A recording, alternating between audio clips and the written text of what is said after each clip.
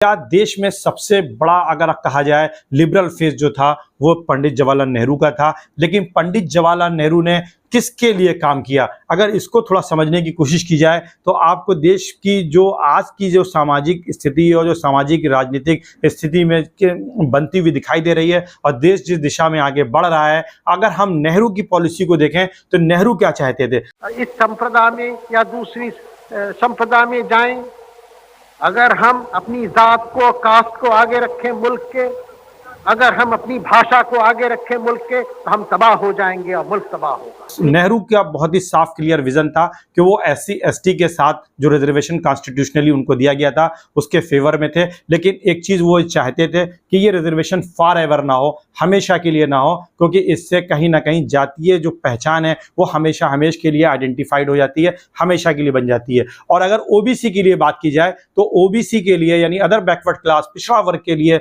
नेहरू जी की जो अप्रोच थी वो ये थी कि सामाजिक न्याय के लिए पिछड़ों का भी सामाजिक शैक्षणिक डेवलपमेंट प्रोग्रेस होना चाहिए। और वो ये मानते थे कि SC ST के अलावा भी ये जो अन्य पिछड़ा वर्ग के लोग हैं, जो पिछड़ी जाति के लोग हैं, ये भी कहीं ना कहीं सैकड़ों हजारों सालों से वंचित वर्ग के रहे, इनका भी सामाजिक रूप से विकास होना चाहिए, शैक्षिक रूप से विकास होना चाहिए। लेकिन रिजर्वेशन के विषय पर कहीं ना कहीं वो OBC के लिए एग्री नहीं करते थे।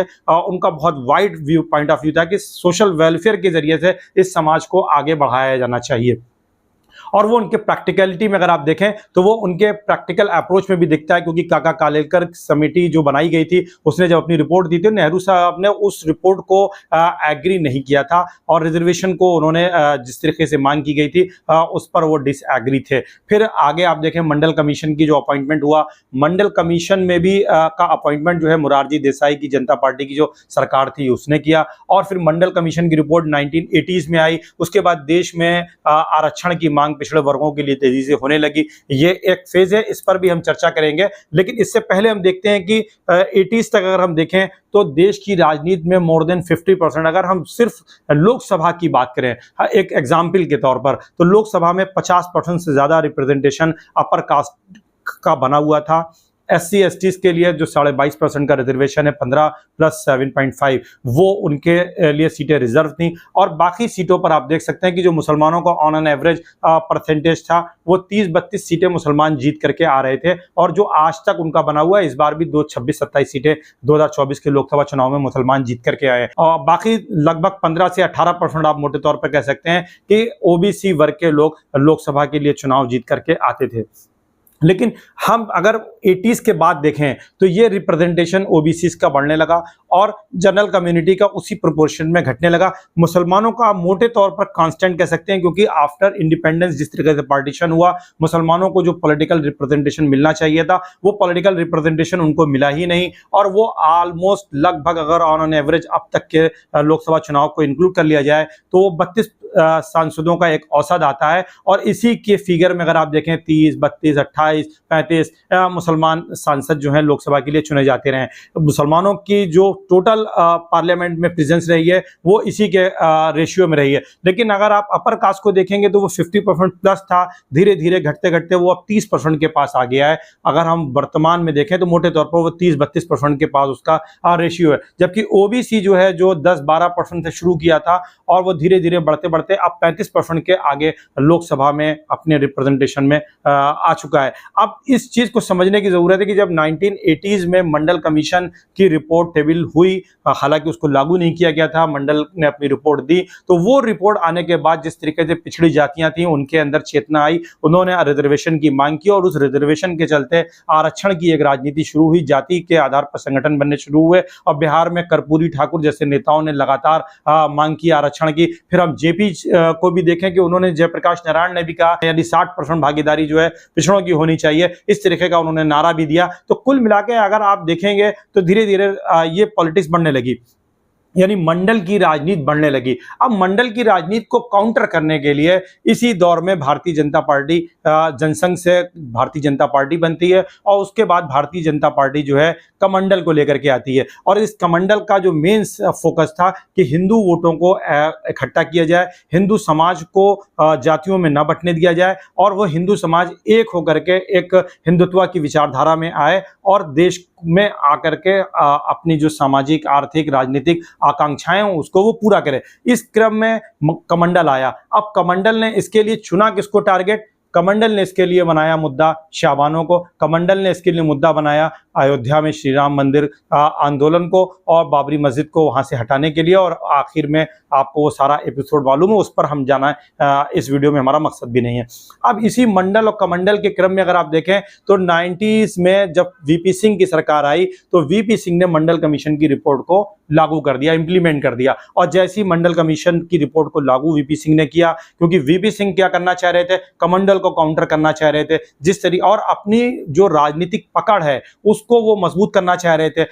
और उनकी वाम मोर्चा सरकार में कई ऐसी पार्टियां थी जो जाति आधारित राजनीति कर रही थी, जो मंडल कमीशन की रिपोर्ट को लागू करने की मांग कर रही थी। तो वीपी सिंह ने क्या किया? उस रिपोर्ट को जब लागू किया तो उसके बाद कमंडल और ज्यादा मुखर होकर के सामने आया और ज्यादा उभर करके सामने आया। और इसके चलते भारतीय जनता पार्टी का बहुत ज्यादा विस्तार हुआ। और इसी के साथ साथ अगर रिलेटिवली देखें तो जो कास्ट बेस्ड पार्टीज करने वाली पार्टियां थी उनकी भी प्रेजेंस देश में बढ़ती गई। कई बार उन्होंने कई राज्यों में सरकारें बनाई, लोकसभा में उनका प्रतिनिधित्व बढ़ता गया। 2011 में पहले कास्ट जनगणना कांग्रेस ने कराई और यहीं से कांग्रेस को आप देख सकते हैं कि कांग्रेस ने धीरे धीरे अपनी जो एक सोच थी, जो नेहरू की जो सोच थी, उससे बदलाव करने की कोशिश करी और एक जाति जनगणना का उन्होंने कार्यक्रम शुरू किया। क्योंकि 1931 में लास्ट टाइम हिंदुस्तान में जातीय जनगणना हुई थी, लेकिन उसके बाद 2011 में जातीय जनगणना हुई, 2013 में इसकी रिपोर्ट वगैरह आई, 2014 में सरकार बदल गई, फिर उसके बाद कई बार इसको लागू करने की मांग हुई, लेकिन उसमें अनियमितताओं, इरेगुलरिटीज के चलते सरकार का यह कहना था कि इसमें रेगुलरिटीज हैं, जिसके चलते इन रिपोर्ट्स को लागू नहीं किया गया। अब जब 2019 का चुनाव राहुल गांधी हारे, उसके बाद 2 साल तक कांग्रेस बिल्कुल पस पड़ी रही। फिर राहुल गांधी ने जिस तरीके से कांग्रेस के अंदर प्रेसिडेंट का चुनाव कराया, मल्लिकार्जुन खड़गे जो कि दलित नेता हैं वो कांग्रेस के अध्यक्ष बने और राहुल गांधी ने भारत जोड़ो यात्रा शुरू करी, भारत जोड़ो न्याय यात्रा शुरू हुई। और इसके बाद उन्होंने जातीय जनगणना, जब बिहार में नीतीश कुमार ने सर्वे कराया तो उसके बाद जातीय जनगणना को लेकर के उन्होंने एक मुखरता के साथ अपनी बात रखना शुरू किया। और अब इलाहाबाद का जो प्रयागराज में भी उन्होंने संविधान सम्मान सम्मेलन किया, उसमें उन्होंने आरक्षण की कैप को हटाने की बात कर दी है। प्राइवेट क्षेत्र में आरक्षण के लिए भी उन्होंने जो है एक तरीके से संकेत बहुत ही क्लियर दिया है। तो अब आप इस पूरे आउटलुक में देखें तो अभी जो आरएसएस की मीटिंग हो रही है पलक्कड़ में, जो 3 दिवसीय मीटिंग हुई जो कि समाप्त हो गई है, कंक्लूड कर गई है, उसमें ये बात निकल करके आई कि आरएसएस भी जातीय जनगणना के खिलाफ नहीं है और सरकारें ये जातीय जनगणनाएं करा सकती हैं। लोगों को, जो समाज पीछे रह गए हैं, उनको वेलफेयर स्कीम के जरिए से आगे लाया जा सकता है और सरकारें इसको करें, लेकिन इसको राजनीति का टूल ना बनाए, पॉलिटिक्स का टूल ना बनाए। अब यहीं पर कंट्राडिक्शन दिख रहा है कि जो वेलफेयर स्कीम्स होती हैं वो अपने आप में पॉलिटिक्स के का कारण होती हैं, पॉलिटिक्स के लिए की जाती है, इस तरह की वेलफेयर स्कीम्स लाई जाती है। अब जो जातीय जनगणना होगी तो क्या सिर्फ जातीय जनगणना होकर के वो रुक जाएगी? और जो लोग जातीय जनगणना की मांग कर रहे हैं और जिस तरीके से राहुल गांधी ने जातीय जनगणना को भागीदारी से जोड़ दिया है, अब ये बड़ा संकट सामने आया है उन लोगों के सामने जो लोग जातीय जनगणना को समाज के लिए विभाजनकारी मानते हैं, विभेदकारी मानते हैं। अब आरएसएस के सामने एक प्रश्न है कि वो इस समस्या का समाधान कैसे करे। एक्चुअल में जिस तरीके से मंडल और कमंडल की राजनीति को लाया गया, जिस तरीके से मुस्लिम कम्युनिटी को टारगेट करके हिंदुत्व के विचारधारा में सारे हिंदू जातियों को इकट्ठा करने की कोशिश की गई, उस कोशिश के चलते आरक्षण की जो मांग थी वो धीरे धीरे पहले कम पड़ी, लेकिन जब आरक्षण के मामलात में कुछ ऐसे केसेस उभर करके आए, जैसे कि उत्तर प्रदेश में ही अगर आप देखें शिक्षक भर्ती के मामले में 69,000 उसमें जो इरेगुलरिटीज आई, उसके चलते अब एक प्रश्न ये आया कि आरक्षण पर कहीं ना कहीं आरएसएस और बीजेपी की सरकार का रुख साफ नहीं है और कांग्रेस कह रही है कि 50% की कैप हटाइए। और बिहार में आप नीतीश कुमार का समर्थन लिए हुए जेडीयू का, आप जेडीयू के ने जो सर्वे कराया है कास्ट सेंसस का, उस सेंसस के आधार पर 65% का रिजर्वेशन जो उन्होंने मांग की है वो पिछड़ी जातियों को दीजिए और 9 शेड्यूल में उसको रख दीजिए। अब ये वो सारे विषय हैं जो भारत की पूरी सामाजिक संरचना जो वर्तमान में है, जिस तरीके से धीरे धीरे अपर कास्ट का एक इन्फ्लुएंस श्रिंक किया है, लेकिन अभी भी वो डोमिनेट करता है। जैसा कि राहुल गांधी कहते हैं कि 90 जो हमारे सचिव हैं उनमें से 3 या 4 ओबीसी क्लास के आते हैं, सिर्फ 5% जो है बजट इन लोगों के जरिए से जारी होता है, बाकी 95% 75% जो रिजर्व जो हमारा बजट आता है वो अपर कास्ट के लोगों से आता है। तो इस तरह की जो उन्होंने बातें की है, अब इसके चलते अपर कास्ट को ये विचार करने का अब समय आ गया है कि अपर कास्ट कहाँ जाएगा। अपर कास्ट ने विचारधारा की लड़ाई लड़ी, अपर कास्ट ने विचारधारा की लड़ाई लड़ने के लिए मुसलमानों के ऊपर जिस तरीके से हिंदुत्व की राजनीति को पूरा बैठाया गया, बेस किया गया, वो कहीं ना कहीं अब फायर बैक करता हुआ दिखाई पड़ रहा है। क्योंकि अब हमें ऐसा लगता है, मेरा अपना ऐसा नजरिया है, मेरा अपना पॉइंट ऑफ व्यू है कि आने वाले समय में कांग्रेस का नेहरू मॉडल फिर आएगा। कांग्रेस का नेहरू मॉडल आपकी का जो होगा उसका डीएनए अलग होगा। अभी तक कांग्रेस ने जो 1989 तक कांग्रेस ने शासन किया, उसमें अपर कास्ट मेन रोल में होता था। दलितों का और मुसलमानों के समर्थन से ये सरकारें बनती थी, कांग्रेस शासन करती थी और मैक्सिमम बेनिफिट जो है अपर कास्ट को मिलता था।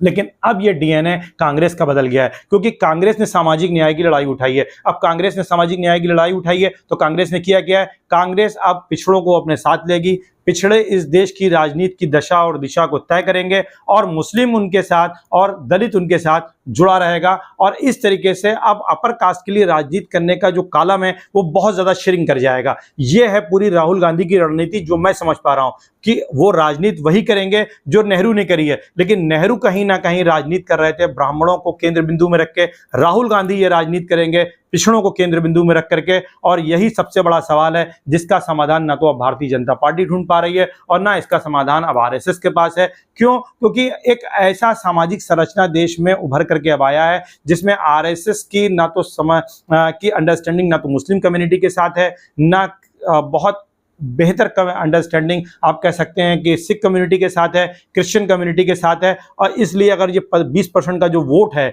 ये कहीं ना कहीं आरएसएस या बीजेपी के साथ नहीं है। और अगर हम पिछड़ों को देखें, पिछड़े जिस तरीके से कांग्रेस की तरफ शिफ्ट हो रहे हैं या पिछड़ी जातियों की तरफ जो राजनीतिक दल हैं उनकी तरफ शिफ्ट हो रहे हैं और वो एक अलायंस बनाते हैं या इंडिया अलायंस की शक्ल में ही रहते हैं, तो ऐसी सिचुएशन में 20% ये मुस्लिम और माइनॉरिटीज के वोट मिल करके साथ में उसमें पिछड़ों के वोट जुड़ जाते हैं, दलितों के वोट आ जाते हैं, तो फिर अपर कास्ट के लिए राजनीति का जो कैनवास है वो बहुत श्रिंक कर जाएगा। और ऐसी सिचुएशन में राहुल गांधी जो दावा कर रहे हैं कि वो जाति जनगणना कराएंगे, वो 50% की कैप को हटा देंगे, वो जिसकी जितनी जनसंख्या उसकी उतनी भागीदारी देंगे, ऐसी सिचुएशन प्राइवेट क्षेत्र में भी रिजर्वेशन लेके आएंगे, तो सबसे बड़ा सवाल अब जो है कि जिस समाज का एक भारत की सामाजिक, राजनीतिक, आर्थिक जो प्रशासनिक व्यवस्था पर एक तरीके से अभी भी बहुत ही निर्णायक प्रभाव है, वो प्रभाव धीरे धीरे श्रिंक कर जाएगा जब इस तरीके की कोई राजनीतिक परिवर्तन होगा। और ये परिवर्तन अब दिखाई होता हुआ पड़ रहा है, क्योंकि आरएसएस भी कहीं ना कहीं अब जातीय जनगणना के पक्ष में आ रहा है।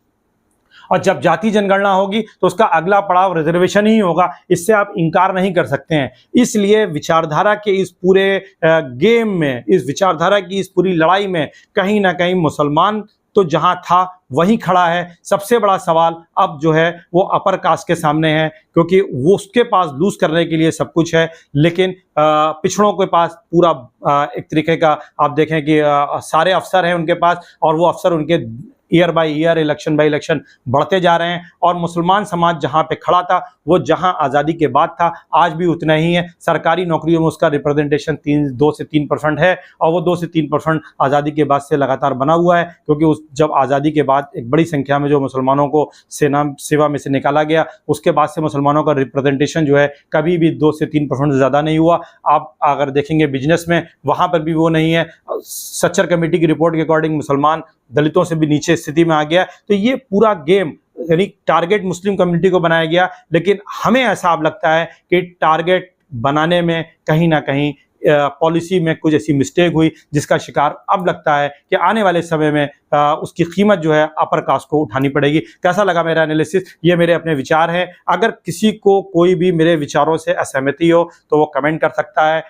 मेरा उद्देश्य सिर्फ भारत की राजनीति को समझना है और अपने व्यूवर्स तक उस अंडरस्टैंडिंग के जरिए से देश की दिशा को समझना है कि देश की राजनीति की दिशा किस तरफ से जा रही है। कुल मिलाकर के जो मुझे समझ में आता है, मेरे अपनी अंडरस्टैंडिंग और जो सोशल नेटवर्किंग साइट्स के ऊपर जिस तरीके से लोग अपने विचार व्यक्त कर रहे हैं, अलग अलग समाज के लोग, उसके आधार पर ये मेरा ऑब्जर्वेशन है कि देश में अब कांग्रेस का शासन हो सकता है, कांग्रेस सत्ता में आ सकती है, और कांग्रेस की सत्ता का केंद्र जो होगा वो पिछड़ा होगा। पिछड़ों के आधार पर, और पिछड़ों को सपोर्ट करने के लिए मुस्लिम्स होंगे, क्योंकि मुसलमानों के पास कोई अल्टरनेटिव नहीं है, और दलित दलित होंगे, दलित जो हैं कांग्रेस के साथ जुड़ सकते हैं, पहले भी वोटर रहे हैं, अभी भी उनको कहीं ना कहीं भरोसा है।